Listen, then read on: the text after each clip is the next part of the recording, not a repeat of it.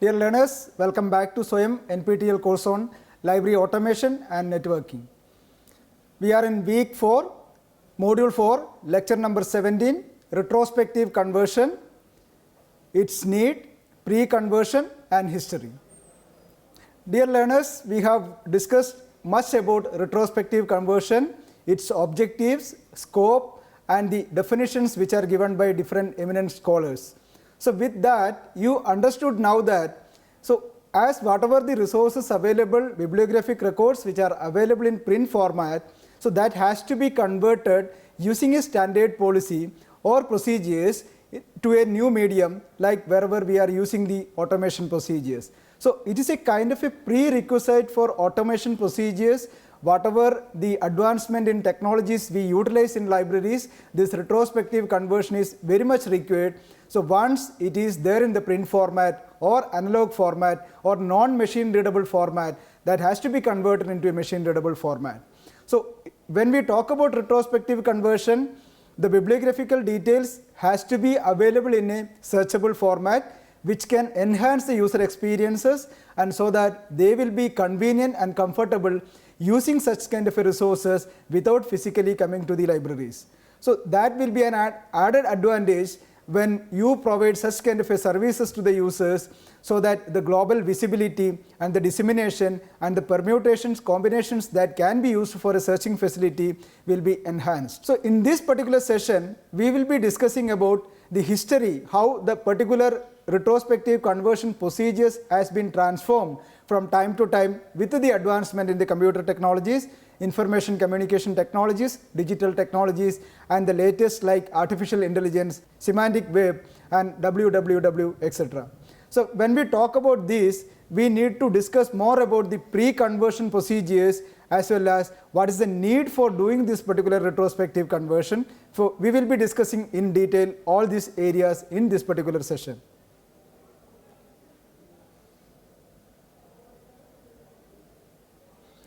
So we will be talking more about history, pre-conversion procedures and need for retrospective conversion in this particular session.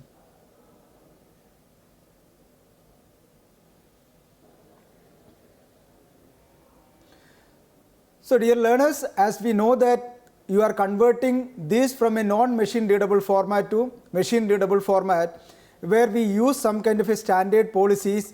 When we talk about standards, as we know that MARC is a standard, CCF or Common Communication is a format in which you can use such kind of an established or universally accepted standards to convert your non-machine readable catalog or the members details or the members database from the existing databases. That means it can be in a format like CDS can be a mechanism where you have already stored the data, or it can be in a handwritten format, or it can be in a printed format. So irrespective of such kind of a format where it is non-machine readable has to be converted through this process. We call it as retrospective conversion, and shortly we call it as recon or retrospective or retro conversion.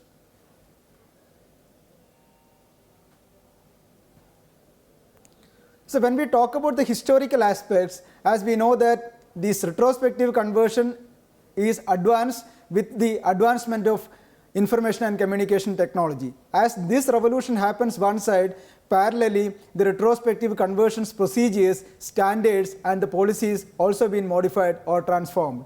So when we look in that point of view, we were using card catalog that was very familiar in all those traditional libraries before 1960s. And during 1960s, Library of Congress, they made a separate format that we call it as machine readable catalog format or MARC format. So once this particular advancement has come, people started using the machine readable catalog, so that they started transforming such kind of a details into machine readable format. So the prerequisite for transformation from one medium to the other medium, or changing into the traditional format to the contemporary format, this particular method, that means the standard in which we have used is Library Congress developed machine readable catalog.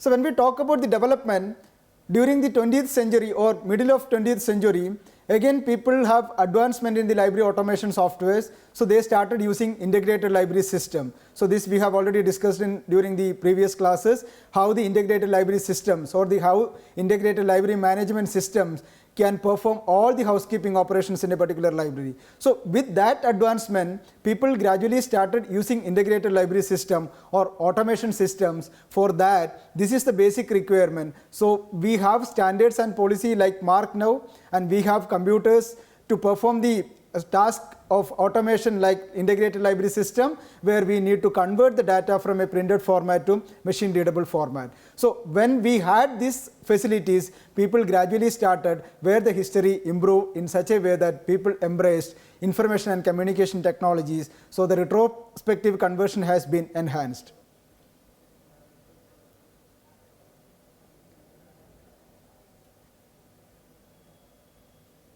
So when we look it into that points, so there are major 3 points we can discuss. The improvement in the scanning of objects, that means we had sophisticated machine to scan. So we started scanning, and using the software like optical character recognition, OCR, the development of OCR also made some kind of an advancement in the historical aspects.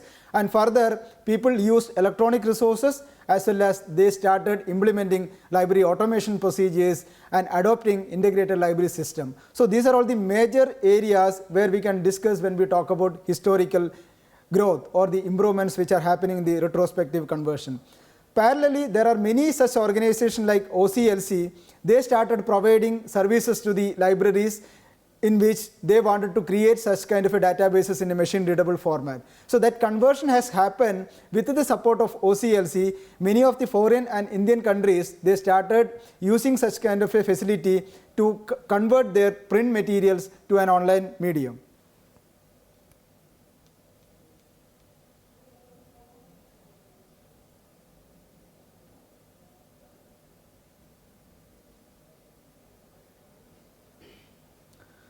And OCLC, when we talk about OCLC, though there is a paid service, they used to have that kind of a services based on the number of collections or what kind of material you are going to transfer. That means when we do retro conversion, what is the nature of materials and how much time is required for editing that materials. So considering all these factors, they used to charge for that particular facility which has been given by OCLC. And apart from that, as we know that when the explosion of metadata standards, there were many metadata standards during that time, as well as improvement has happened time to time. So people have more facility in that way using a standard or metadata standards, and the facilities like scanning and OCR and making the database management system, integrated library system. So altogether, this retrospective conversion became an easy process for the libraries, those who are following traditional methods.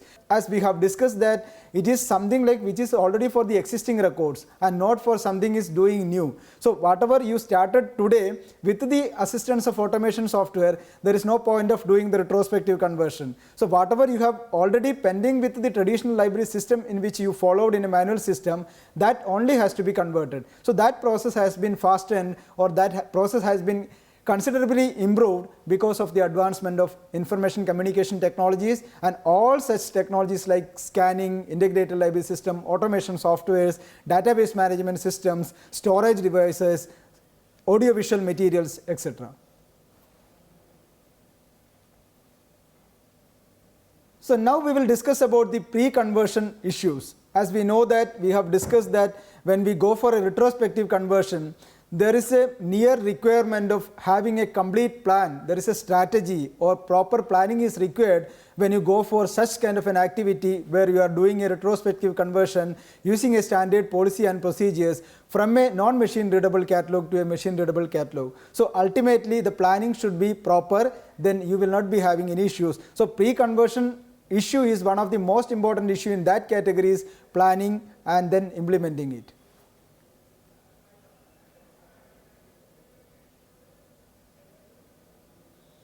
So in that sense, a lot of groundwork has to be performed before you go or before you plan for a retrospective conversion.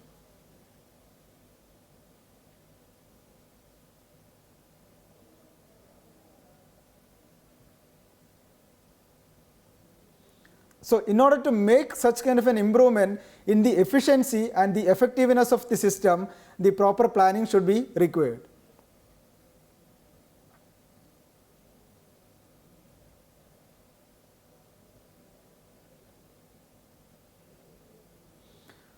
So the major advantage of such kind of a proper planning and implementation is you can make any kind of delay minimized, or all the data which have to be entered from this particular medium to the online medium, the errors can be reduced and the delay in the procedures can be reduced, and all the functions can be done in a face-to-face manner. So you can save lot of time, energy, as well as this particular work will be completed on time.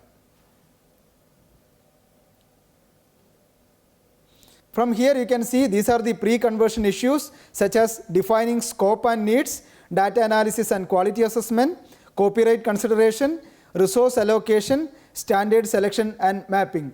These are all the major issues need to be considered while going for a retrospective conversion in a pre-conversion method.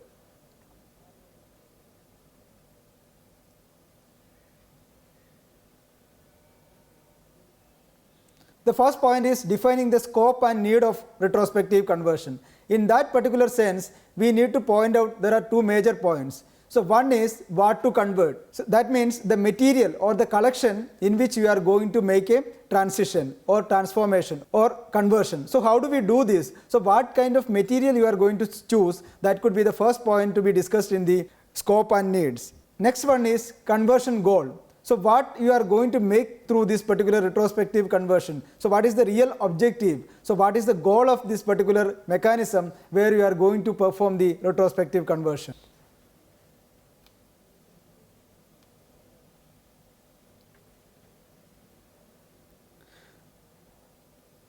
The second point is data analysis and the quality. So when we talk about data analysis, there should be two major points such as data condition and data completeness. So how do we get the complete data? Suppose, as we know that when we use a scanning technology, many of the resources which we can't expect that all the scanning material, all the scan material will be in a perfect format which is compatible to the technology you are using. So we should be very clear in that sense. Data condition and data completeness should be perfect.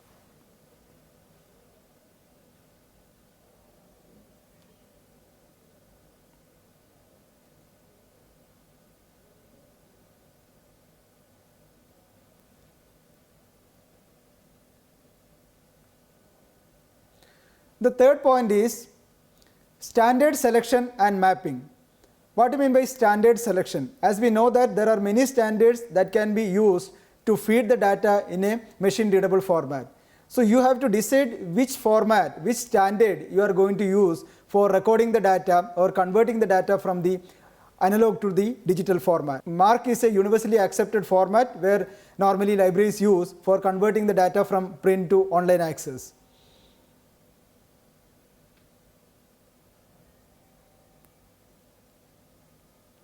And the next one is data mapping. So it is something like we are mapping or we are getting the details from a specific collection to this particular standard format. So you need to decide the source of that material from where you are going to map or where you are going to extract such kind of a details to perform this particular activity. So these two are parts of standard selection and mapping.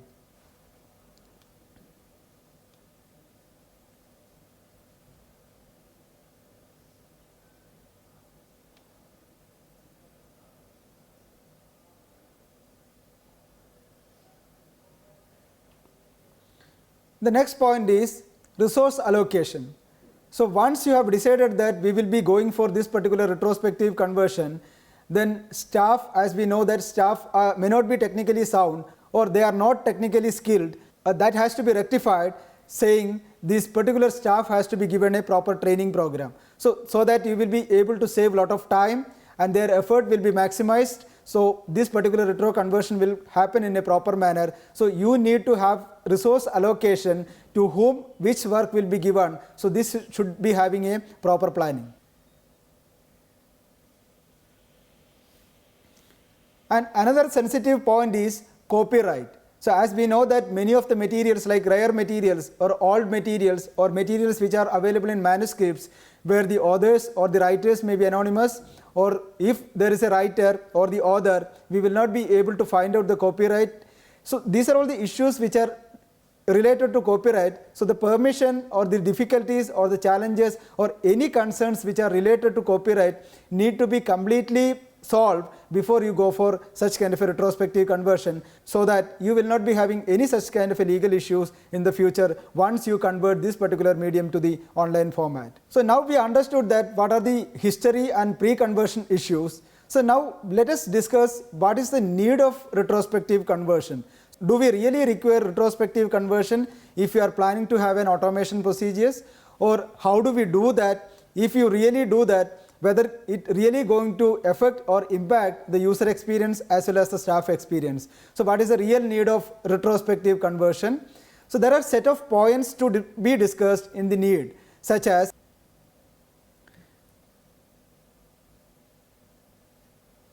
the first one is improved accessibility.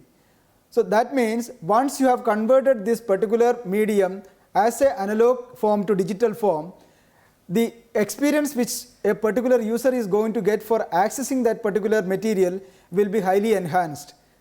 You are providing such kind of a material in the online format, so any of the mechanism a user can use to access that particular resource. So the accessibility can be enhanced by this particular retrospective conversion method. Apart from that, he or she will be having an enhanced search facility. That means there are many kind of a combination or filtration can possible while searching for a particular document. That means you are giving all the metadata details or the bibliographical details pertaining to a particular resource, so that all these such kind of a convenient searching options are available for a user, so that the retrieval will be easy. The next one is increased efficiency. Efficiency can be in two ways. One is efficiency in accessibility, and also simultaneously this particular efficiency can directly affect the storage space. So a lot of space can be saved within the library, as well as the users will have all the accessible facilities without coming to the library. They will be able to get the resources within their desktop.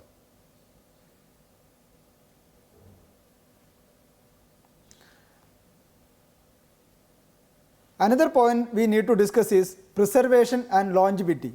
So when we talk about this kind of materials, as we have seen that printed material or handwritten materials or materials are available in mediums such as all tools and mediums. So such kind of materials are liable to deterioration. So they have a less sustainability when we compare to machine readable form.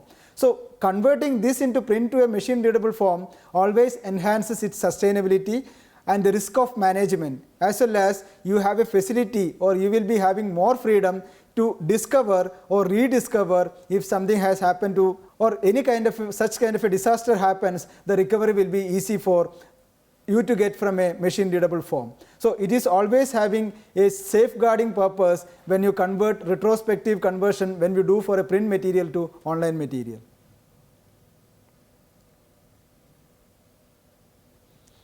Apart from this, you are having an enhanced functionalities. So for example, in a manual system, we will not be able to get the desired reports or statistics, whereas it is very much possible when you convert from the analog to the digital, where you have all the permutations and combinations. You can get any kind of reports, any kind of statistics with a visualization effect. And apart from this, you can also integrate such kind of a resources which are available in the online format, can be integrated with other resources or can be integrated with other systems like integrated library system, digital libraries, institutional repositories, or even with the other data management systems, so that your data will be safeguarded, as well as the security, and even the retrieval will be easy.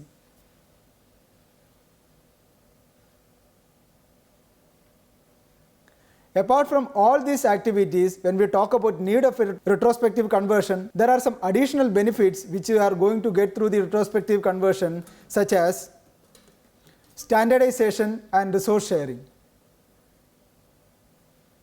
As we are using some kind of a metadata formats, or you are going to a standard policy, so you will be always having a compatibility safety, that means whenever you use any new mechanism or adopting new technology, this existing method or policy will be compatible with that technology, so that you will not be having any issues with the standardization. So as we follow some kind of a standard, that will be always beneficial when you are following such metadata standards or any kind of standard which are meant for retrospective conversion. As well as it is an easy mechanism which will be always useful for resource sharing, interlibrary loans, etc. Since you are using a standard format and since you have converted all the print materials to an online format, it makes the process of resource sharing very easy.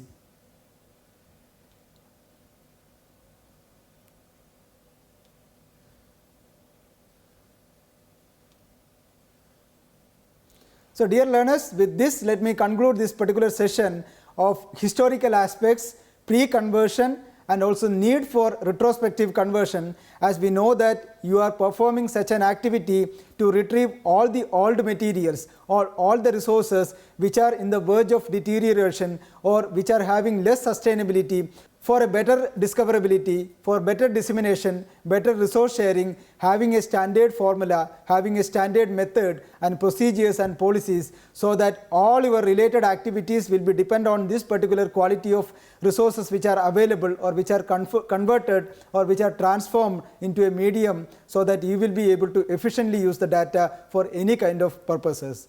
With this, I hope that you have learned about all the aspects of retrospective conversion, its need and the historical aspects, pre-conversion, etc. And I am much confident that whenever you are planning for a retrospective conversion for an old document, that means the documents or the bibliographical details which are available in print format, you will remember these points and you will plan accordingly, so that your retrospective conversion will be highly successful.